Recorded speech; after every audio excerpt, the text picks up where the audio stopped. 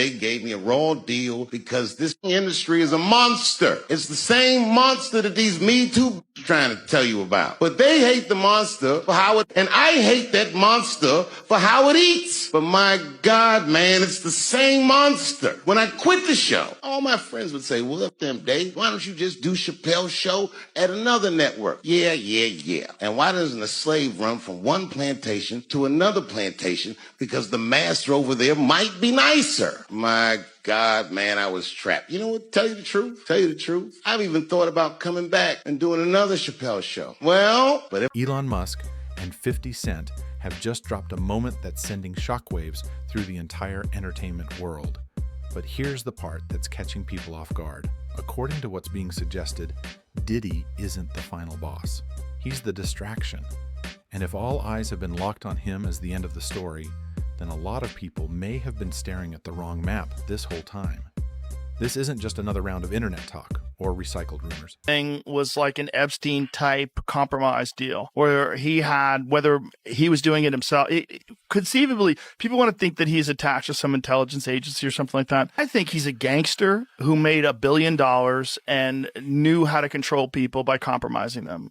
That's what I think. Whether or not he had help, I don't know. Whether or not he shared some of that information with people so they knew they had compromising stuff on people, I don't know. But clearly he was doing it for his own jollies too. There was something sick about it. Yeah. I mean, but the thing is that people in the music and entertainment industry had to know that Diddy was like abusing, kids basically. And yet they still fed him kids. And like, where's the accountability? There had to be rumors. There had to be. They had to know. Yeah. They had to know. Cat Williams was talking about it on exactly. Yeah, on that podcast. But like who's feeding him the kids, Right. Yeah. And what videos do they have of these people where they're willing to defend him and they're willing to keep quiet about all this? Like how many people were compromised? Yeah. The whole thing is fucking crazy. Crazy. It's just crazy when because the nutty conspiracy theories is like, oh, there's a bunch of pedophiles in Hollywood. And you're like, come on, that sounds too kooky. And then you see like the Nickelodeon thing and all. What changes the equation now is that Elon Musk isn't coming at this with commentary. He's coming with access to data, archived messages, and years of private conversations from the early Twitter era, now known as X. That includes direct messages, behind-the-scenes exchanges, and communications that were never meant to become public. That's why people are starting to frame this situation like a pyramid. At the bottom level, you've got the most visible power couple, Jay-Z and Beyonce. In the middle layer, the longtime industry gatekeepers, names like Oprah and Clive Davis. And at the very top, according to online speculation, there's a single figure that allegedly connects all of it. Someone operating in plain sight. And the conversation doesn't stop with music studios or boardrooms. It expands into influence, branding, public image, and even spiritual spaces. That last part is something 50 Cent has been hinting at for months without ever saying it outright. So before going any higher, here's the foundation. The Diddy situation matters far beyond hip-hop culture. And no, this isn't about retelling his life story. This is about why the conversation exists at all. When 50 Cent released his documentary, The Reckoning, he framed it around one central idea. Silence makes the entire culture look involved. His message was that too many people saw things, heard things, or suspected things, and chose not to say anything. So he stepped into the space himself. Z, sit down with Gayle King and she not ask him one question about the intersection between him and Aaliyah and Robert Kelly. This is insane that people keep refusing. I've been screaming, not just Diddy, but Diddy and Jay-Z are monsters. Harvey Weinstein, Jeffrey Epstein, Robert Kelly, Sean Combs have one person in common professionally and privately. Sean Carter. This has been a fist of tyranny that has been punching through. That changes now, Sean. You have no choice. That Dream Hampton was being financed and ran by Sean Carter. They were able to go and get all of these witnesses because he was there with Robert. From there, the narrative took a darker turn. One of the most talked about claims circulating online is that Diddy allegedly had extensive surveillance inside his properties. Not for entertainment, but for leverage. Commentators like Jaguar Wright and Gene Deal have described it not as chaos, but as a system, a quiet method of control where no threats ever need to be spoken. The idea being pushed is that recorded material becomes insurance. Once someone knows they're on tape, behavior changes automatically. And now, according to speculation, some of that material may be quietly changing hands, causing anxiety among people whose names have never been publicly mentioned. This is where Elon Musk enters the picture in a serious way. As the owner of X, Elon sits on years of archived communication between celebrities, politicians, executives, and cultural power players. And when he appeared on Joe Rogan's podcast, he didn't speak in riddles. He openly questioned the gap between public outrage and private silence. He brought up Jennifer Lopez not as a political talking point, but as a credibility test. Working with Diddy. You know, personally, I've got to tell you, he really is a major star in this film tonight. He's his spokesman all the way through. I met him before I ever knew of him. I met him when he was 21 years old. And when we met, you know, he played me Craig Mack Flavor in Your Ear. He played me 3 cuts from the forthcoming Notorious B.I.G. album. And we talked for hours and hours about music, and I poured into his dream. And I financed Bad Boy Records. And we had an incredible run, incredible period. The implication was simple. If someone was close enough to see warning signs early on, why didn't they say anything when it mattered? That moment lit the internet up because it forces an uncomfortable question. If someone was that close and never spoke up, what does that actually mean? Did they truly not know, which many people find difficult to believe? Or did they know something and choose silence? And if silence was a choice, then the next question becomes unavoidable. Was it fear, loyalty, image protection, or protection of someone else? That's where the pyramid starts to take shape. Level 1 is Jay-Z and Beyonce. And yes, some people roll their eyes at that placement until they hear what comes next. Jaguar Wright appeared in an interview with Piers Morgan and made claims she wasn't expected to make publicly. She spoke about deep connections between Jay-Z and Diddy and suggested those relationships went far beyond business. Diddy and TD Jakes. Man, what I think about it is this, when I grew up in the church, the sinners was not supposed to have the same atmosphere with the saints. You have to be able to separate the two. So I'm looking at him as a saint going to a party that ain't nothing but sin, drinking, maybe fornication, man on man, woman on woman, he on she. But maybe he there to lay some hands on somebody. Maybe he there to save some souls. I know he got a contract with Revolt, so I'm just like, it's just real strange that he would be found at any kind of Diddy party or any kind of place with Diddy unless it's in a business atmosphere. Shortly after, viewers began saying the episode became difficult to find, clipped inconsistently, or quietly buried. She also raised a question that's been floating around for years. How does Jay-Z sit across from Gayle King on a major network platform and never get pressed on certain long-running industry rumors or power dynamics?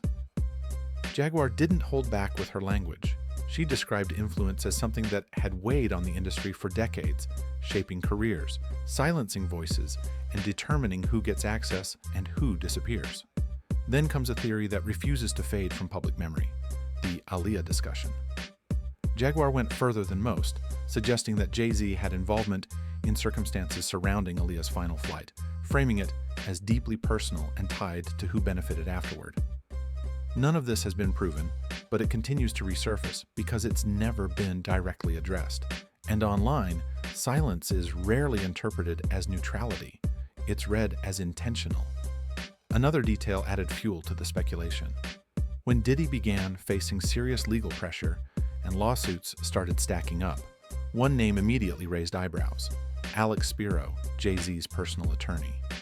Reports suggested he began appearing around Diddy's legal orbit, and people started asking why Jay-Z's lawyer was suddenly present in that space. The theory circulating online is simple. Get ahead of the narrative before more names are forced into the spotlight. Because if Diddy ever decides to speak openly, the ripple effect could reach far beyond one individual. That's why conversations keep looping back to Jay-Z's rise, and you can't talk about that era without mentioning Big L. Big L played a role in opening early doors, connecting Jay-Z to Dame Dash, and discussions were reportedly underway involving Big L and his team. Then, just days after those talks began, Big L lost his life in a Harlem drive-by. The case remains unresolved. Jaguar Wright has repeatedly suggested that this was the first in a series of endings that seemed to remove obstacles from certain paths, a pattern she believes deserves far more scrutiny than it ever received. Coincidence? Maybe. But once people start lining up dates, relationships, and repeated silences, they say the pattern begins to feel uncomfortable rather than random. This is where the conversation moves up to level 2 of the pyramid, where the focus shifts away from fame and into something far more serious: leverage. At this level, 2 names come up again and again in online discussions: Oprah Winfrey and Clive Davis. With Oprah, critics don't point to one single moment. Instead, they point to proximity. Photos, public events, friendly appearances, and visible support for people who were later exposed by others. The debate doesn't center on direct involvement, but on timing. By the time certain whispers were already circulating in the industry, Oprah was still publicly aligned, still present, still offering platforms. And that's where the criticism comes from. Someone with that level of influence could have forced a spotlight early. She could have asked harder questions. She could have created pressure simply by acknowledging concerns. But she didn't. And in environments like this, silence doesn't feel neutral to observers. Wait and see, it feels protective. Then there's the ongoing discussion around the school Oprah funded in South Africa. When early accusations surfaced, there was public fallout. Staff were removed, statements were issued, and official responses were made. On paper, it looked handled. But critics argue that parts of the situation were never fully explained, never fully addressed, and that unanswered questions are exactly why the story continues to resurface. It's not about proving wrongdoing, according to those voices. It's about oversight, influence, and what powerful people may have ignored, or chosen not to look at too closely. As older photos and past stories resurface online, people have started describing Oprah as quiet power. Not loud, not viral, not chaotic, but effective. The kind of influence where one phone call can decide who gets booked, who gets frozen out, and who suddenly becomes difficult behind the scenes. No public conflict required. Then the conversation turns to Clive Davis. Clive isn't treated like background noise because he never was. Decades at the top of the music industry. Careers launched. Legends shaped. Arista Records didn't just produce stars. It defined eras. That history is exactly why people pay attention when his name comes up. For years, Suge Knight has claimed that Clive and Diddy's relationship went far beyond business. According to Suge, Clive himself allegedly described it as something deeper than a standard mentor-protege dynamic. No public proof has ever been presented, just a claim that refuses to disappear because it fits neatly into the broader narrative people are questioning. Diddy didn't rise alone. That part is widely accepted. And when journalists have tried to press Clive directly about his connection to Diddy, viewers often point to moments where answers felt guarded or conversations were redirected. Again, not evidence, but moments that get clipped, replayed, and analyzed like tells in a poker game. Then there's the Whitney Houston angle. This is another story the internet refuses to let rest. Conversations keep circling her final years. What? The people around her, the internal conflicts, and whether the official explanations account for everything. Over time, comments from family members have fueled further speculation, and the question keeps coming back in forums and comment sections. How does someone surrounded by decades of serious rumors remain untouched by consequence. That's where the fall guy theory enters the discussion. A lot of people believe Diddy is absorbing public pressure while the true gatekeepers stay protected, operating in spaces where headlines don't reach and accountability moves differently. According to this theory, Diddy isn't the architect, he's the visible layer. And that leads to the top of the pyramid, the name that shocks people the most. Bishop T.D. Jakes, a pastor, a spiritual authority, a figure associated with faith, guidance, and moral leadership. And yet, for months, 50 Cent has continued to keep his name circulating, never directly accusing, but never letting it disappear either. The theory itself is straightforward. If influence reaches into the pulpit, then this isn't just an entertainment issue. It becomes an ecosystem. The framing suggests that Diddy needed legitimacy, respectability by association, someone trusted, someone publicly clean, someone whose presence alone could soften perception. And that's where critics claim Bishop Jakes fits into the picture. People also point to how Bishop Jakes appeared during specific moments in the documentary rollout, not randomly, but seemingly placed. In one segment, as a former associate describes waking up sore after being around Diddy's party environment, viewers notice a sudden cut to Bishop Jakes speaking about love, energy, and spiritual alignment. To some, that felt intentional. They believe 50 was signaling something, rather than saying it outright. Then, Cat Williams re-entered the conversation. He famously said 2024 would be the year everything comes into the open, no matter who you are. The internet treated that line like a forecast, not a joke. And when Cat later referenced Bishop Jakes, people started closely watching responses, especially alongside comments from Geno Jennings. When Bishop Jakes was finally asked about the allegations connected to Diddy, his response is what caused things to explode online. He didn't issue a direct denial. Instead, he said, "Keep it moving." He followed that with a statement some interpreted as implying that even if something were true, repentance could cover it. Then added that he didn't need to repent in this case. To the public, that didn't sound like clarity. It sounded like deflection. Jaguar Wright added more fuel, stating that if Bishop Jakes was ever present in Diddy's party environment, it pointed to two possible motivations: money or access. She described those spaces as leverage zones and claimed that recorded material exists, audio, video, things that powerful people would never want tied to their names, that according to multiple insiders, Cassie has now turned over a significant amount of material to federal investigators.